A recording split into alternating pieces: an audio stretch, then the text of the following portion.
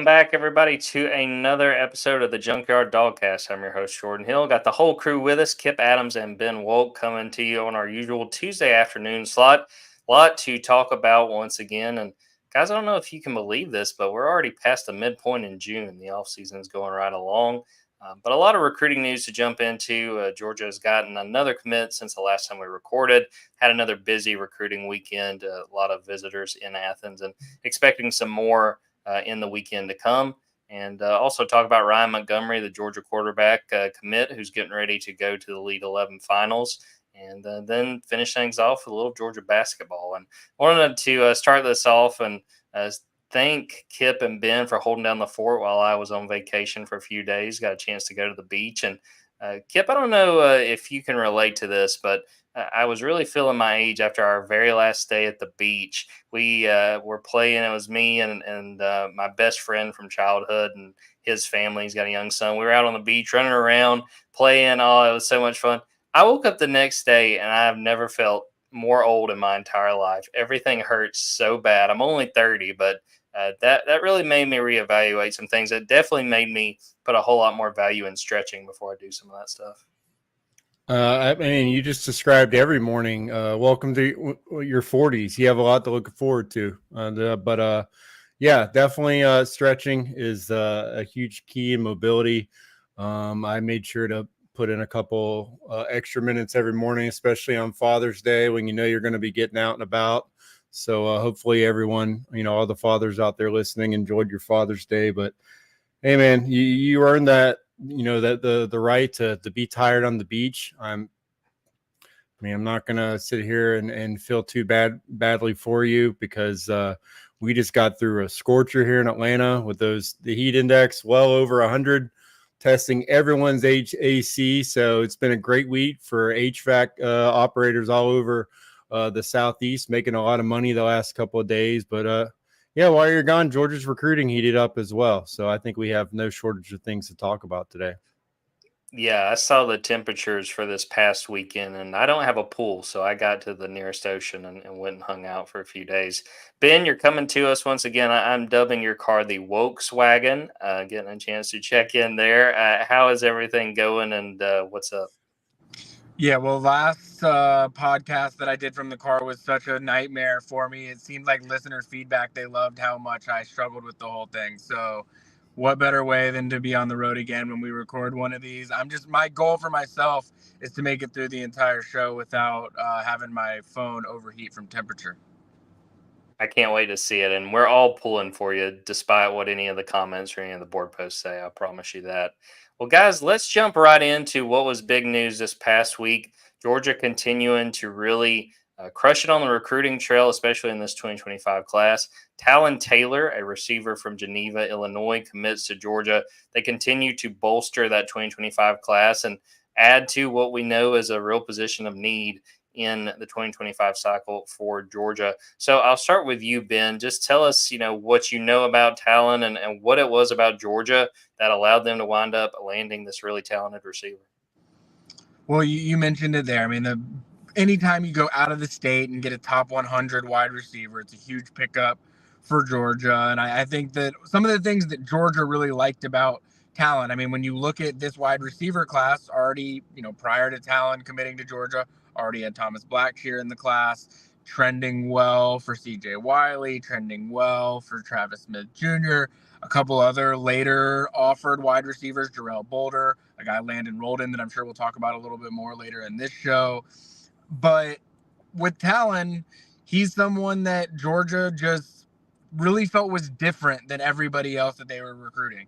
I mean, he's not someone that you can sit here right now and say he's going to be a slot receiver. He's going to be an outside receiver. I mean, I think the more I talk to people about Talon, the way that I might expect Georgia to utilize him would look a lot like the way that Georgia utilizes Dylan Bell right now, Swiss Army knife type. And, it's funny because I think that I just mentioned a couple of later offer type of guys, Jarrell Boulder, Landon Roldan. Those are two guys that I think are similar in that respect. You don't know exactly how you would utilize them at the next level, where with CJ Wiley and Travis Smith, it's pretty clear. Like, those are going to be your outside, perimeter wide receivers if you end up bringing them into the class. But in Talon's case, I think the reason why he was attracted to Georgia it's pretty simple that Georgia wins. I mean, he told me the story earlier this spring that a couple of years ago, he had no contact with Georgia. He was watching a Georgia game with his mom, and he told her, I want to go to Georgia. Like, that's a place that I really want to take a look at. And they didn't have any contact, anything whatsoever. And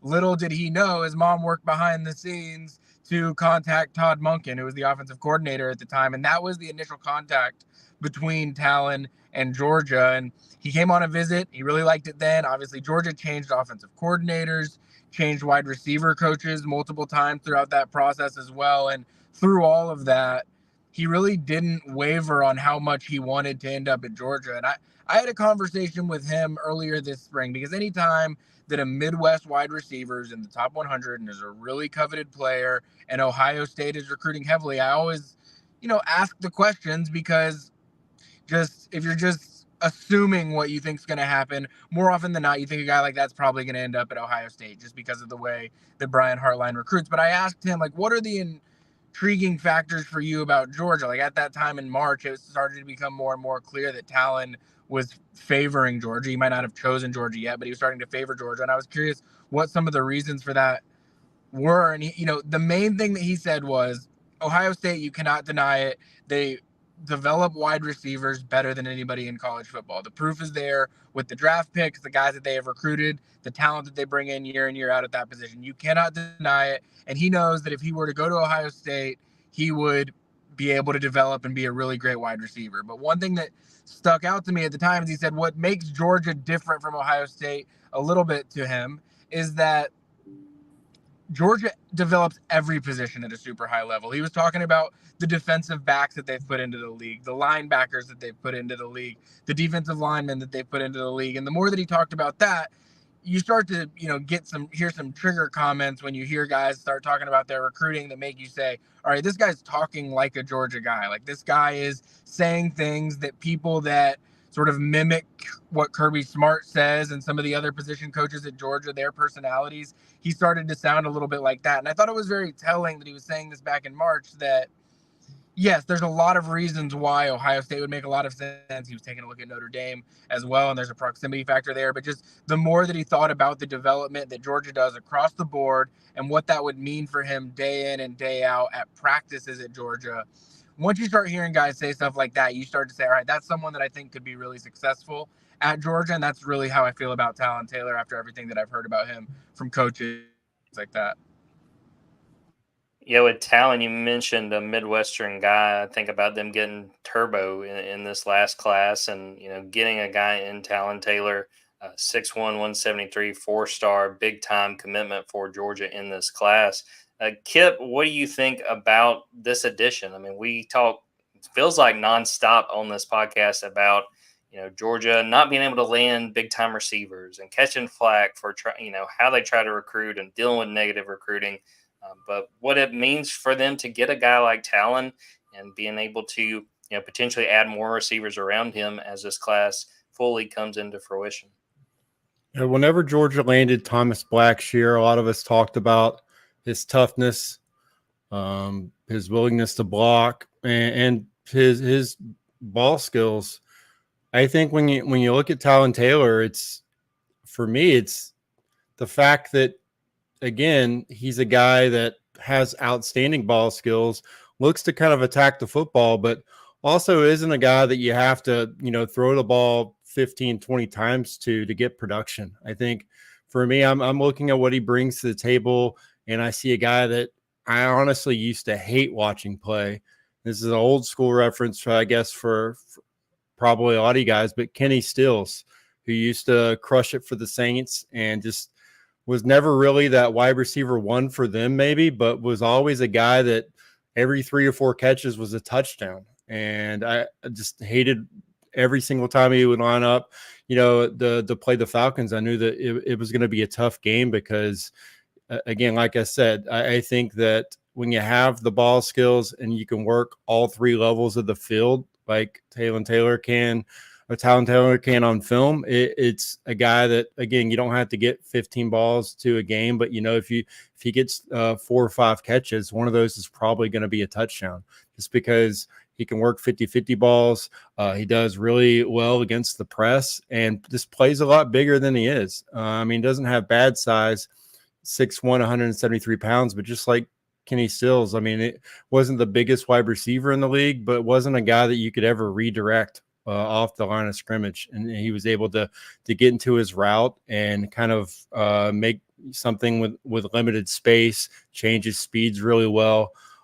Just a guy that can plant and stop really well as well. So I just think the versatility to his game and production, making something out of nothing, really adds to this wide receiver class when they're looking at different guys. They're looking at some tall catch radius type players, but this is a guy that you want to have in your offense because you're going to want to attack all three levels of the field.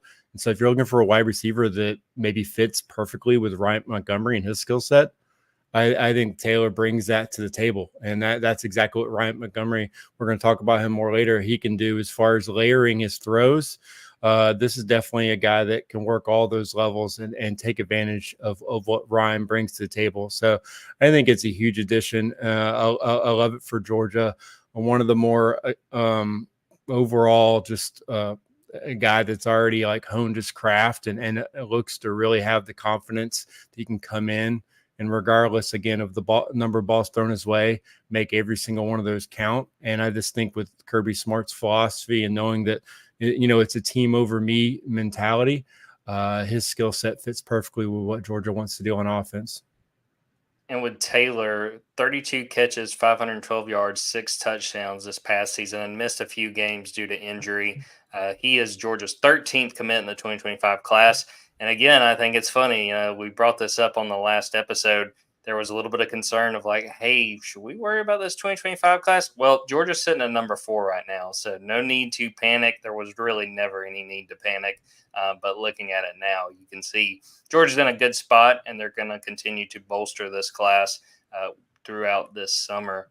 Let's look at this past weekend, guys, and talk about another busy visit weekend. We continue to see Georgia bring in a lot of players, bring in a lot of talent to check out Athens and try to convince those guys that Georgia's the place to be.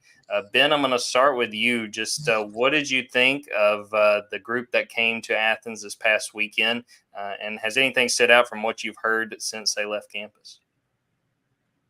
Again, 3 weeks in a row with 15 official visitors. It's crazy to say. It's crazy to think that since the middle of May, Georgia's had 49 official visitors on campus. That's not to mention, we're talking official visits from this past weekend, but that's not even to mention 5-star defensive lineman Elijah Griffin and all, plenty of other big time guys that have been on campus for 7-on-7s or big man camps or whatever that may be throughout the course of this month as well. But 45 official visitors just in June, and more coming this upcoming weekend. I think when we talk about, who Georgia is in good standing for coming out of the weekend, and I guess, or who do I feel like Georgia maybe made the biggest impact on coming out of this weekend? I mean, one name that I'll bring up that we have talked about a little bit in the past, but someone that I think we should be talking about a lot more than we have is Damola Ajedahan from Duluth High School in Georgia. He's an offensive lineman, 6'6", 285 pounds. He measured in this weekend with a 86.5 wingspan. So over 7'2" wingspan. He's someone that was probably about 260, 270 not too long ago. Georgia's kind of put hey, we want to see you at 290 here in the near future, and he's bumping up on that already. And so, I think that the fact that he was maybe going to schedule an official visit to Georgia, had other official visits scheduled, ended up moving it around where he moved his official visit up from June 21st to June 14th. I think is really telling, just the fact that he's become more of a priority for Georgia, but also I think that the likelihood that he ends up in Georgia's class is probably higher. I don't know. Did you guys just see that thumbs up that just happened on my screen when I did that? I didn't know that could happen. For those listening at home, I'm sorry, but for those watching on YouTube, cool feature. But yeah, so Damola, he's someone that was back in Athens on Tuesday as well.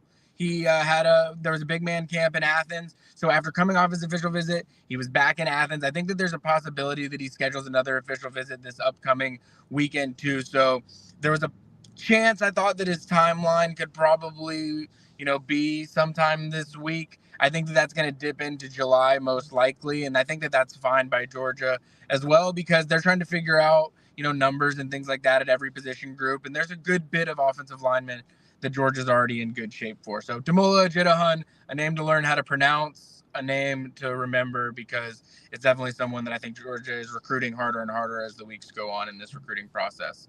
No. Go ahead. Kipp can take someone that he wants to talk about as well. Go for it, Kipp.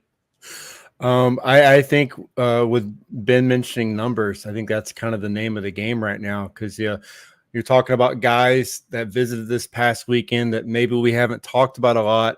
We probably have never talked about Brian Lewis on the show, the running back from American Heritage down there in Florida. And I mean, Georgia fans should know the high school. Georgia's had several players come out of American Heritage, Sonny Michel being one of them. So they have that connection with a running back, having a big time college career, making it to the NFL out of their high school. So that's obviously going to help Georgia recruiting that school in general. But, again, we've talked about the running back position and what they're going to do. They have, one running back committed in Bo Walker. Are they going to add another high school running back this cycle? And Brian Lewis is a guy that, you look at the film, looks really impressive. Great offensive line down there, great program. He makes the most out of, every touch he's gotten down there. And I think that that's a guy that, Georgia, like you said, with the Jidahun just came through and made a move and got him to shuffle up his official visits. It's the same thing that kind of happened with Byron Lewis. You have a new running back coach and Josh Crawford, but you also have multiple coaching guys on the coaching staff with South Florida ties, between James Coley, Travaris Robinson, highly respected assistants in South Florida. South Florida is an area, a recruiting hotbed that I think Kirby Smart probably, always wants to have at least one coach or two, if not two coaches on staff that can recruit that area just because of the talent.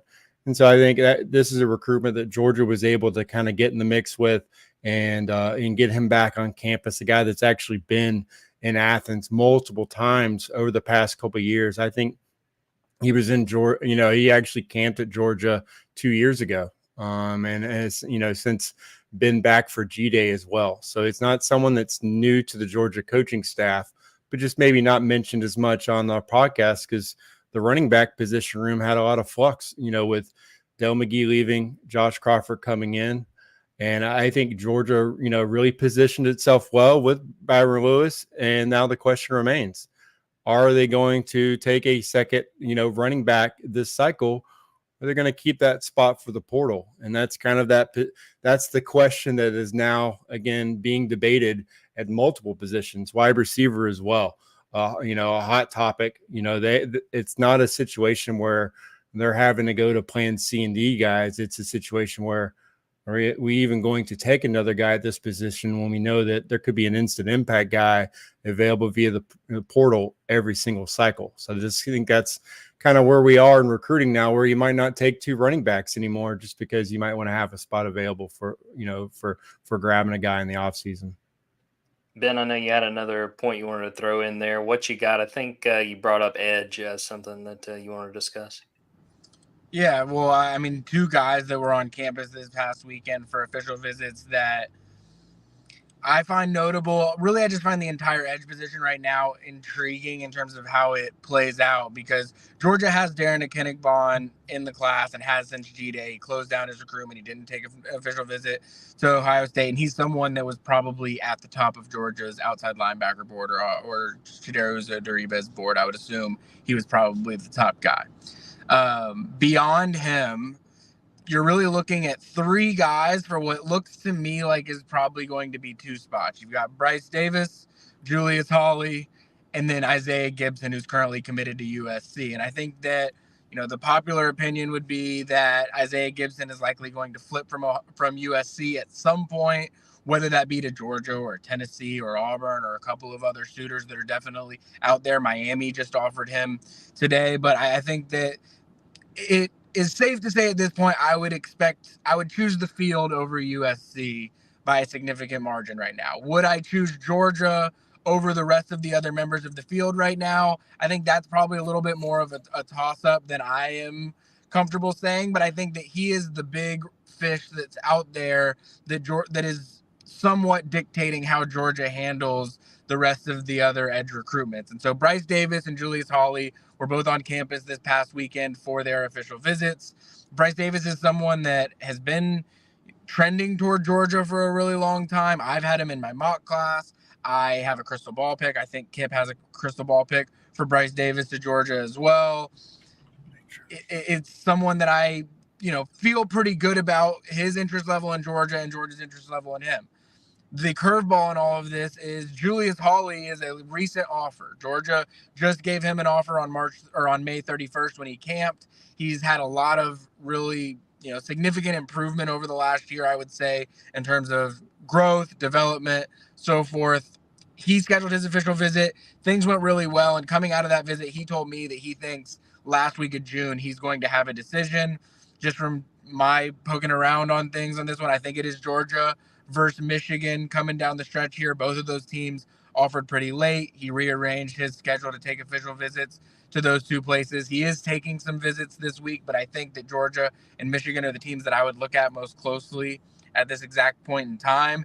And if he makes the decision to end up in Georgia's class, or if he's given the go-ahead to be able to do that by late June, I think the rest of it becomes really interesting, because does Georgia go ahead and want to take Bryce Davis on July 20th when he has his commitment date? I mean, I think that's definitely a possibility, but you don't want spots to fill up too much to the point that you're no longer an appealing option for Isaiah Gibson, who probably, if we're just, being real about aside from Darren Eckenigbaugh, the remaining options, like Isaiah Gibson's probably priority number one when we're looking at that position group. So I think it makes it all very fascinating, and I think that we'll learn a lot within the next week and a half or so whenever Julius Hawley makes his commitment, because I think that'll sort of, give us some tea leaves on what to sort of expect with Bryce Davis and probably Isaiah Gibson as well. Yeah, it's always fun sort of watching how those dominoes play out and how exactly, because, there's a finite number of scholarship spots, and they've got to figure out how exactly they're going to fill each and every one of them. We're going to take a quick break, come back, preview what is coming up in terms of the people that are going to be visiting Athens this upcoming weekend, talk about Ryan Montgomery at the Elite 11, and then talk a little bit about Georgia basketball.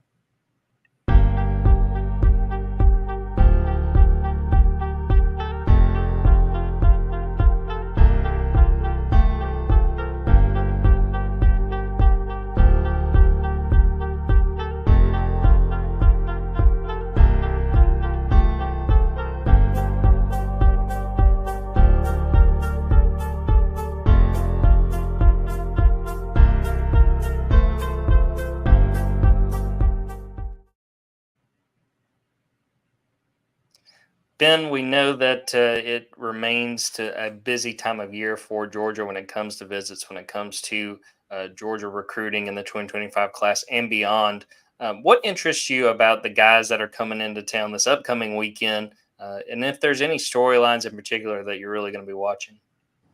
Well, yeah, the dead period's right around the corner, and I'm sure the Georgia staffers that have been working for a month straight are probably looking very forward to that. But like you said, this upcoming official visit weekend in many ways is as important as all the other ones, because you've learned a lot throughout the last 3 weeks in terms of what position groups you're comfortable at, what position groups maybe you feel like you need to come up with some creative options here late. And so a lot of times this last weekend is one where Georgia has the most information to be able to have conversations with people when they have those meetings with Kirby Smart and their position coaches. And I'll start with someone that's actually been committed to Georgia longer than everybody else, and that's Jaden Perlotti. He has taken some official visits throughout this month, most recently to Tennessee. And if we're, just being plain about this at this point in time, like, I really like where Tennessee sits because of the way that Josh Heupel has come in and personally helped recruit the Buford linebacker. And so is that to say that I think, he's a flip? He's going to flip to Tennessee. I'm not reporting that Jaden Perlotti's flipping to Tennessee. I'm saying I like the way that Tennessee has recruited Jaden Perlotti. The fact that he rearranged his visit schedule. There were times that he was potentially going to be at Miami or Auburn last weekend, and he ended up going to Tennessee. I know that the Tennessee side, and if you read our Vols 24/7 site, Ryan Callahan's had a lot of updates on Jaden as well that I think is promising for Tennessee. But with all that said, he's going to be on his official visit to Georgia this weekend. And I think for me, the big number question is the same thing we've brought up with other things. How many linebackers does Georgia really want to take in this class? Do they want 2? Do they want 3? If they want 3, I think the chances of Jaden staying in the class is more likely because they'll probably go into this weekend being a little bit more aggressive and pushing for him to stay in the class. If their plan is to take 2, they're sitting in pretty good shape for several other linebackers. And so if he is waffling on Georgia versus Tennessee versus some of his other options, I think the likelihood of him ending up elsewhere probably would increase. But again, you never want to sleep on Glenn Schumann in these situations. And so if he goes into this weekend saying, all right, we're going to let the fun with Jaden Perlotti all play out. He can enjoy his visits elsewhere. He's going to have a lot of interesting conversations with a lot of other staffs. But if Georgia makes the executive decision this week, we really want to close this thing down and keep Jaden Perlotti, I do think that Georgia still has the ability to do that with this last visit. Now, these other schools have made some serious pushes, so I don't think that there's any guarantees. But, I think, like I said, you just don't sleep on Glenn Schumann in these situations. So I think the bigger question is, 2 versus 3. And if the answer is 2, I think things just get interesting across the board. And so Jaden Perlotti's visit is probably the one that I'll be watching most intently, even though he's been committed to Georgia longer than any of Georgia's members of the 2025 class. Beyond him, I mean, he's, like I said, that's a Georgia commit that's been visiting elsewhere. Georgia's got a South Carolina defensive back commitment coming in this weekend, Shamari Earls. And I find that one to be fascinating just because, and I've mentioned it before, I've been, for lack of a better term, lost at times a little bit trying to figure out exactly what defensive backs Georgia not only wants the most, but also is in the most likely position to land, just because that's sort of been all over the place at different times throughout this spring. And that's not that surprising. Fran Brown takes a head coaching job. Will Muschamp, effectively takes a back seat in the college football world.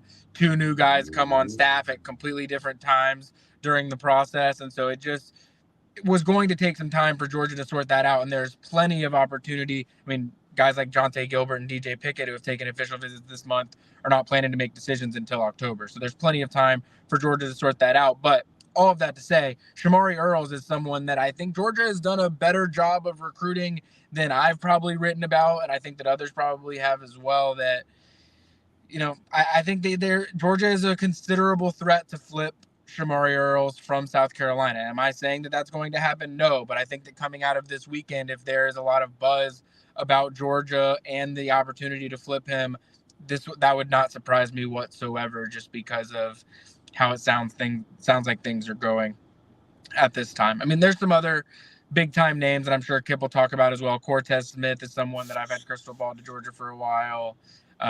Tyler Williams is a wide receiver that's going to be coming to Georgia. But, those 2 that I mentioned that are committed to Georgia and South Carolina are the 2 that probably have the most intrigue coming into the weekend. And part of that is just because they have already been committed, and, that just makes things a little bit more interesting. Kipp, what about you? Are there names that really stand out to you with this visitor list, or people in particular that you're intrigued to see how this weekend goes in Athens?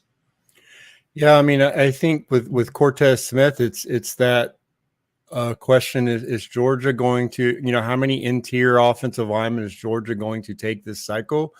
And Georgia's recruiting a lot of guys that could end up playing guard or tackle at the next level. But as far as if you start looking at guys who could project as center, I think, Cortez Smith is a guy that we all kind of had earmarked as probably the most likely to be that main center guy for Georgia this cycle for a long time, probably, at least a year. But now, recently we have seen Dontrell Glover emerge as a guy that, brings a little bit more size to the table, more of a Trey Hilt type. A guy that can kind of overpower in the run game. If you're looking back at a guy like Cedric Van Pran and maybe like the one weakness, maybe at the point of attack against the bigger interior defensive lineman. Well, I mean, that is the answer to that is to bring in a guy like Dontrell Glover, who again, his strength is going to be a plus, especially when he gets in a strength program in college. So, are they going to take multiple guys this cycle who their best position might project as center? So I'm kind of watching that. And you got Cortez Smith coming in this weekend. Again, Dontrell Glover's already visited Georgia. He's gotten crystal balls to Georgia. So we're projecting him right now as a guy that Georgia is the favorite for. So are they going to take more than one guy potentially at that center position this cycle? That's a big question that, I think we'll have the answer for soon in that regard, but definitely something I'm watching this weekend with Cortez visiting. And then a guy that's kind of come out of nowhere as far as just moving up Georgia's board and becoming a guy that they value and would like to have in the class is kind of right up the road at North Oconee, and Landon Roldan, a guy that just put up big time 40 times, tested really well for Georgia, 6 foot, 180 pounds. Just a guy that you see him in the 7-on-7 circuit, or the at Georgia Tech, or at Georgia 7-on-7.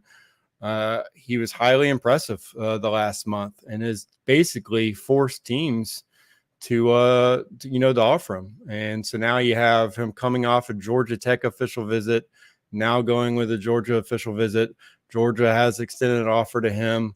I think he's a guy that when you start thinking about top end speed, a guy that can kind of take the top off the defense, a vertical threat, Landon Roldan brings that to the table. So now, again, we're just talking about how many is Georgia going to sign at these different positions. It's not an infinite number. That is now kind of the main conversation point.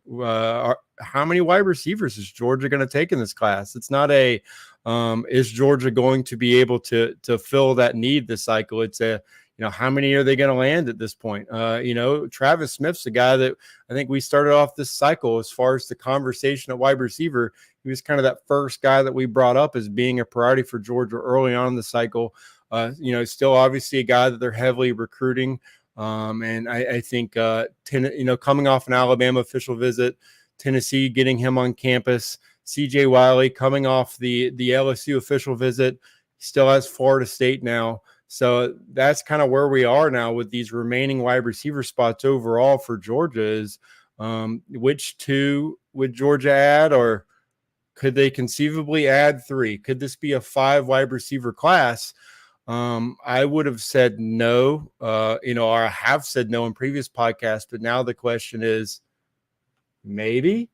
So I think that's kind of where we're at right now is maybe Georgia goes with the 5 wide receiver class and does not hold a spot for the portal at that position. That's kind of the which way is it going to go. And I was leaning towards they would definitely just go with 4 and keep 1 for the portal. They may still do that, but they may sign 5 high school wide receivers in this class because you wouldn't get a lot of argument if you tried to project all 3 of those guys to Georgia right now.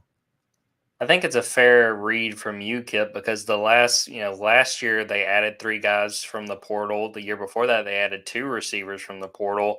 But it seems like things are trending in the right direction for Georgia with these high school guys. And Ben, I want to get your assessment and just your read on where you think things are right now. What do you think of Georgia's receiving targets? And do you feel like giving a prediction on how many they are going to wind up signing? Well, it's Georgia problems that we've now talked about 4 different position groups saying we're wondering what numbers they're going to take, and that's going to dictate some of the guys that they're going to have. Like, that's a problem that other folks just aren't experiencing very often. And so, I really like the 2 that Georgia has committed already for completely different reasons. We've talked about it already, but I love Talon Taylor's versatility. I love Thomas Blackshear's toughness. I think that they bring things that other guys that Georgia's recruiting don't completely bring. And so I think sort of building that basketball team, so to speak, in your wide receiver room to have creative pieces to be able to use is important. So I think when you look at the rest of the guys in the class, they all sort of bring their own flavor. CJ Wiley and Travis Smith Jr. are probably the most similar of the group to one another. But I mean, Landon Rowland, like Kipp mentioned, went and ran blazing times at Georgia Tech, ran blazing times at Georgia. I mean, he's a sub 4.4 guy in the 40-yard dash, and he's someone that's also never ran track in his entire life. He's a really high-level baseball player, never ran track. I think that if he had track times sophomore and junior year, this recruiting thing probably would have picked up a lot sooner than it did. But once those verified times came through, he was going to become a real threat. And then I've mentioned Jarrell Boulder as well, which he's coming off an official visit. I wouldn't say that I would lean Georgia at this time, but it's someone that I know Georgia is much higher on than our 24/7 rankings are, for that matter. And so someone that Landon Roldan and Jarrell Boulder both, in fact, are two guys that went to that May 30th camp, and from what I was told, dominated that Georgia camp that on May 30th. They ran really well. I think that, again, I don't want to quote Landon Roldan's times, but it was sub 4.4, and Jarrell Boulder broad jumped over 10 feet. And I think that anytime you're going out and you're winning, 11 of your 12 one-on-one reps at a Georgia camp, and then you're putting up some kind of combine-esque measurement like that, Georgia's going to say, wait a minute, we need to get these guys in on visits to take a real deep look at them. And I think that's what happened with both Jarrell Boulder and Landon Roldan. And if they're coming on visits this time of year, there's a real possibility that they could end up, in this class. And so I would have said there's no chance in the world that Kirby Smart's given James Coley 5 high school wide receiver spots, given what they've done with transfer portal recruiting the last couple of years at receiver. But with the guys that they have in place, I mean, I don't know how any of those 6 that we just mentioned right there, I don't know how you say no to any of them.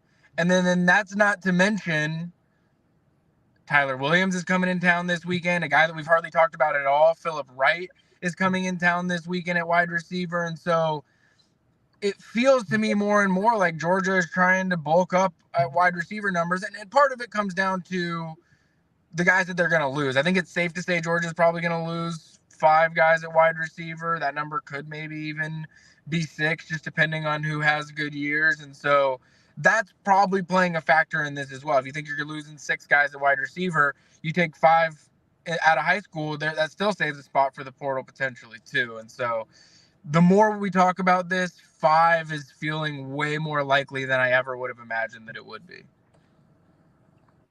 Ben made some really good points, especially when you consider they may need that many high school guys depending on who winds up leaving after this season.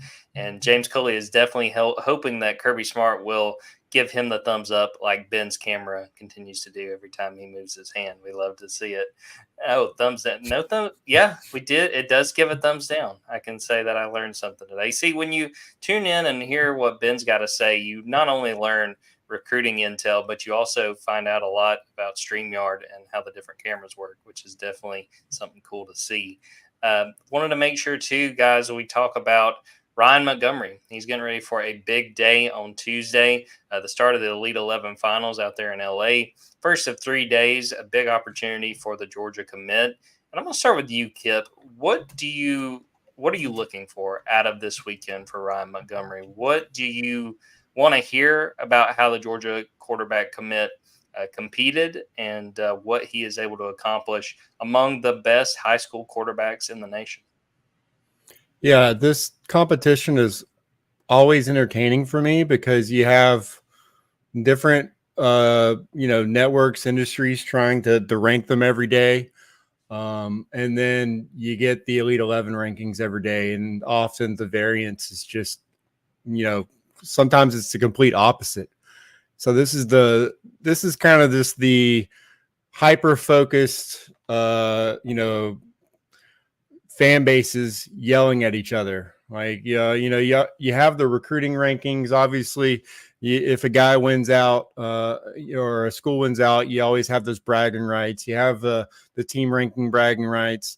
But the Elite 11 is that's every team's future, basically. And they're all trying to jockey for position on that Elite 11 board so that they can say that, their program is set up for success better. So I always think it's entertaining when fan bases find out that these rankings are also based off of junior film. So a large part of these rankings has already, been established So this event, you could have a guy blow it up, but he ends up being 7th because he doesn't have the junior film with some of the other guys. So for Ryan, I think just seeing him out there and seeing him, I guess, healthier would probably be something I'm looking for because, he got the Elite 11 golden ticket and he had that turf toe that he's had for months. And he still went out there impressed and again, showed great arm strength and arm talent.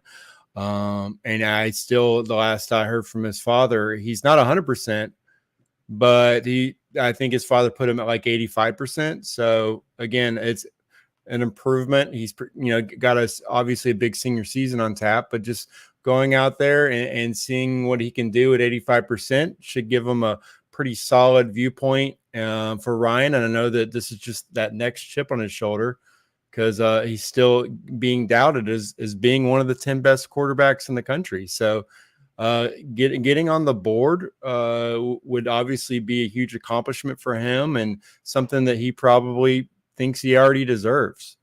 So it's that you love what you've seen from him so far because the narrative was that he wasn't, the first choice. He had to kind of wait to get the green light, but he knew what he wanted and he took it. He wanted to play at Georgia. Now it's, the next goal is to show everyone that maybe he should have been the first choice all along.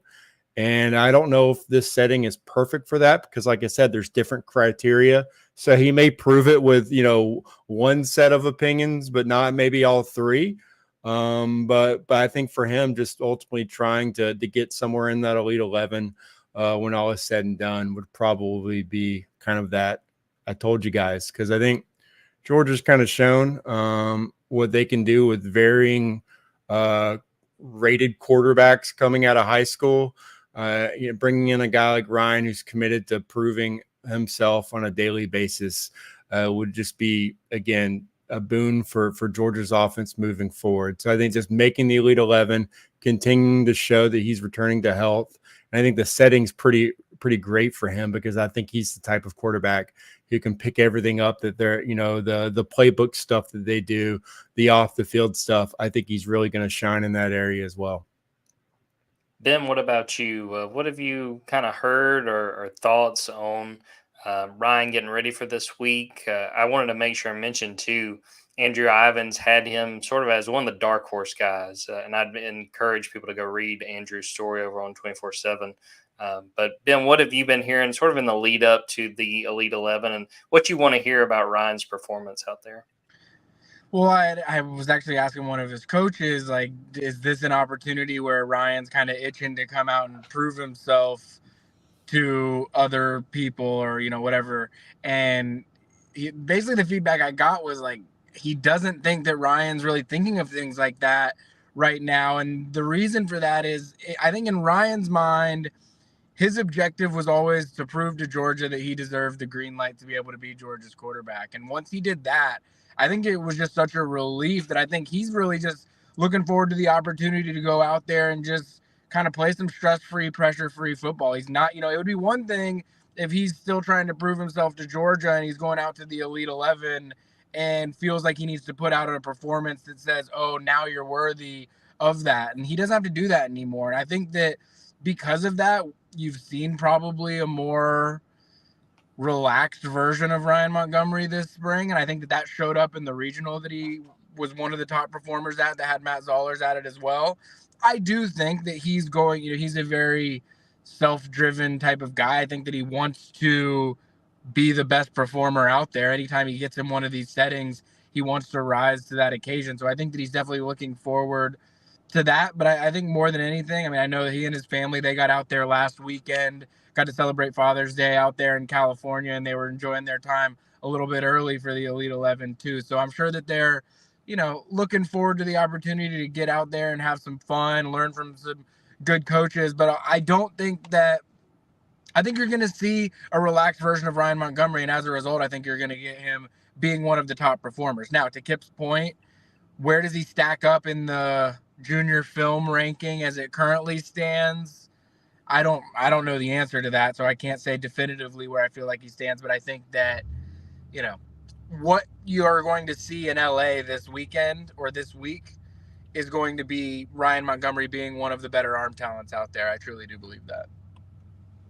Yeah, I think it's a great point to make as far as keeping that in mind. Don't take, depending on where some of these rankings are as the days go along, to, panic about Ryan Montgomery and say, oh my God, I'm worried about Georgia's quarterback spot. I don't think you should do that. And the good thing is, just based on what you had to share there, Ben, I mean, it seems like Ryan is taking the right approach with this. I mean, that, hey, it's a chance to go out there with some of the best quarterbacks and try to make something happen, just show what he's able to do. And I think that's a really exciting opportunity, and it'll be exciting to see how he does. And Ryan is going to surprise a lot of people too, like to your point, because I think there is this narrative, oh, maybe he didn't always have the first green light at Georgia, or he wasn't on everybody's quarterback board, or whatever the narratives out there may be. He is a very good passer of the football. If there's any limitations with him, then I think some of those would be speed, maybe athleticism, mobility, some of those types of things. And I think that some of those things are overplayed as well, because he's a very good basketball player. So I don't think you can be a very good basketball player and just not be a mobile guy. But I think in a setting like this, you're going to see Ryan Montgomery's skill set show up better than anybody that's out there. Yeah, I think it's a great opportunity for him, and I would encourage folks to keep an eye out on 24/7 Sports. I know we'll have updates from some of the national folks, Andrew Ivan, some of those other guys out in LA. It'll be super exciting to watch and to follow. Georgia men's basketball minute to get ready to wrap this episode up. Big news for Georgia on Friday, getting Savo Drezgic, a point guard from Daytona Beach, originally from Serbia, 4-star who has reclassified from the 2025 class to 2024. Big commitment, not only because he's a really talented guy. I heard some really good things about Savo, and also looking forward to watching his film, doing a breakdown of his play and his game a little bit later this week. But now Georgia has filled its scholarship allotment for the 2024-25 season, up to 13 scholarships, a guy that I think is going to get involved. And, from what I've heard behind the scenes, I think Georgia's really excited about his potential. They wanted to kind of keep it quiet. I think they feel like they found a diamond in the rough, didn't want some other schools sort of, checking in late, trying to make him reconsider things. I think this is a big win for Georgia. And again, good way to make the most of your scholarship allotment. They've done that the last couple of years. Not all schools do that. Not all schools wind up filling all 13 scholarships, but thought that was big for Georgia. I wanted to mention, too, that last week we found out Georgia's matchup in the ACC-SEC Challenge. Georgia will be hosting Notre Dame. This is a matchup that we saw just a few years ago back in Mike White's first season. Georgia and Notre Dame played in State Farm Arena. Georgia won that game. That wound up being part of Mike Bray's last season with the Fighting Irish. So I did want to ask both of you guys about this matchup, because I'll be honest, I like it in the fact that, hey, this gets to be played in Stegman. We get Georgia, Notre Dame. We've seen some great football games. But, we just had this matchup. I was sort of hoping maybe to see like a Louisville or a Pitt, just somebody a little bit different. Ben, any thoughts on the Fighting Irish coming to Steg? My in-laws are all in South Bend, so that means I'm gonna have family in town for that game, I'm sure. So you guys can read between the lines whether I'm happy about that or upset about that. Kipp, any thoughts on it from your perspective? I could see how a lot of the fan base wouldn't be terribly excited about the matchup. I think for Georgia, it's just, let there be no doubt. It's a program that, Georgia football, it was one of the early kind of, statement wins under Kirby Smart. And now for the basketball team, trying to kind of get to that same level, just use it as a statement game and go out there and humble them and allow that to be hopefully part of your strength of schedule towards the end as you're trying to get to that tournament that, honestly, that they should have already be coming off a tournament appearance. But now, again, year 3, this is it. That's there's no other goal or standard for this basketball program. So yeah, the game might be kind of a ho-hum, but I think it's still an opportunity for Georgia to kind of let everyone know that they're not a team kind of on the cusp. They're not a team that should be counted out.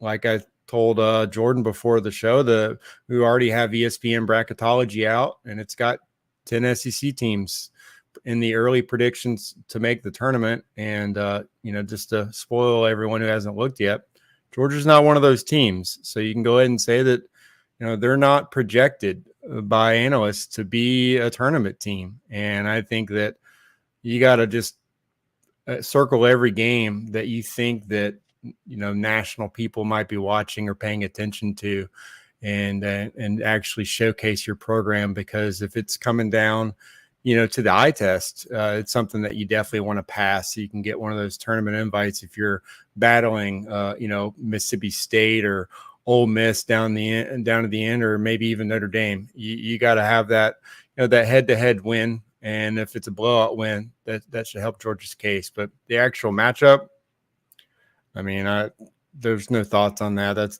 kind of a snooze fest. I can't tell you much about the Notre Dame basketball program, but I think probably the people on our Notre Dame podcast are probably saying the same thing about coming to Athens. So they're probably more excited at us about it. They're trying to get their bosses to punch that ticket for them to come to Athens and cover that game for their basketball program. So it's probably bigger news for the Notre Dame podcast than it's for ours.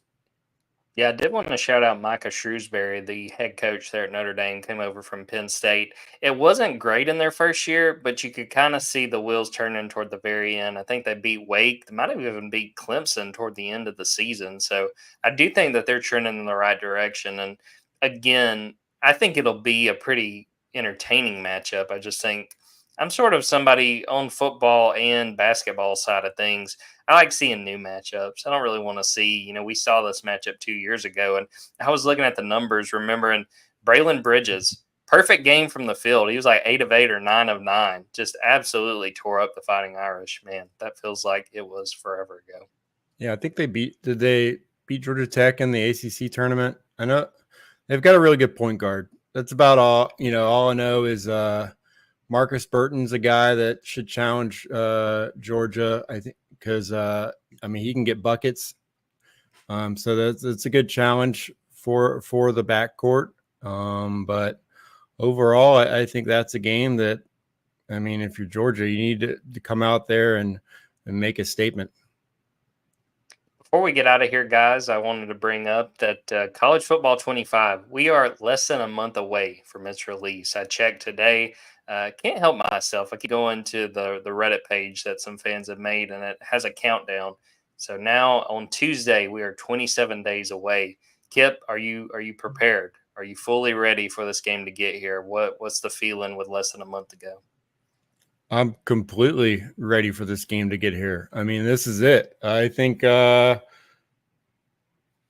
got camp to break down. You have position battles to talk about. But we know the matchups, and I think if you're the coaching staff, you'd wish, for the most part that it was quicker. You want to get through camp with no injuries, and you kind of, for the most part, kind of know what you're bringing to the table. So yeah, for me, I'm ready to go out there and roll out my rosters and get into year 3 of recruiting and make sure that all of you guys know that while I'm the old guy in the room, I could still throw down with the best of them. So I'm pumped. Hopefully, we got our league going, and we can make it a competitive environment for everyone trying to, battle for second place. But, it's been a long time, man. I've been, I can't wait to be upset and angry and see how many controllers I can break over, the weeks before the regular season starts. That's always, how hard can these buttons actually get pressed? Because I know back in the day it was, once you crank that difficulty level up, you're playing someone online that's pretty legit. Those buttons did not last very long in the Adams household. So, I'm ready. Hopefully everyone else is too. Top 2 winners of the staff get spots in the press box in Jacksonville. Other person's got to be watching from home. I think that's the move we got to make. Ben, what about you? How you feeling with less than a month until this game comes out? Well, I think we were planning on putting the credentials in for you and Kipp to Jacksonville, so I think that works out because that's how it would probably play out in College Football 25. I don't even have the proper Xbox or PlayStation required to be able to play the game, so I'm so dedicated to the game. I'm not just spending the money on the game. I'm spending the money on a whole new console, which I'm going to have to do here in like the next, guess 27 days. Yeah. 10 frames per second on the PS2, getting that roster updated. I like it. That's a flex. I was gonna say Ben could just come play it on my console because I think I even mentioned it on one of these podcasts. Like I finally pulled the trigger because I had not. It was funny. I was talking to one of my friends and said, "Yeah, I don't have a next gen console," and he was like, "Dude, they've been out for like 5 years. This is current gen." They're not. They're barely current gen anymore. We're halfway to the next cycle. I mean, that's. I've just been playing NCAA 14 on Xbox 360 for 10 years, so. That's a flex. And somehow avoiding the red ring of death. I could not be more impressed. Well, we will wrap up the episode right there. I appreciate everyone for tuning in, watching this live, everyone who is watching or listening to it after the fact. Again, shout out to Ben in the Volkswagen. I really appreciate him. And hey, he made it the whole episode. Let's give him our thumbs up. I don't know if it'll do it on our cameras, but we got it on his for sure. Make sure and go to Dogs 24/7. There we go. Ben's got it going on his camera. Make sure to go to dogs247.com and subscribe. Get ready because, again, it's another very important week of recruiting for Georgia, a lot of important visits. And as Ben mentioned earlier, the picture's becoming clearer and clearer. So this is a very good time to hop on board and get a feel for what this signing class is going to look like. And again, it's a scramble to fill as many spots as Georgia can. And we're going to share how that picture sort of comes into view as it does. Also go to Dogs 24/7 on YouTube. Subscribe there. You've got all the videos from this podcast. Going to have some more podcasts cooking up in these next few weeks. Hoping to try to get a couple a week, try to get some guests on as we make it through the rest of the summer. And then get ready for SEC Media Days. We're going to have videos out of that. We're going to have opportunities to talk to Kirby Smart, some of the players. And before you know it, we'll be back for fall camp. Also go to Dogs 24/7 on TikTok. Subscribe there. We're going to have more videos from the podcast and some other fun stuff cooking up there as well. So for Kipp Adams and Ben Wolk, I'm Jordan Hill. Until next time, take care, everybody.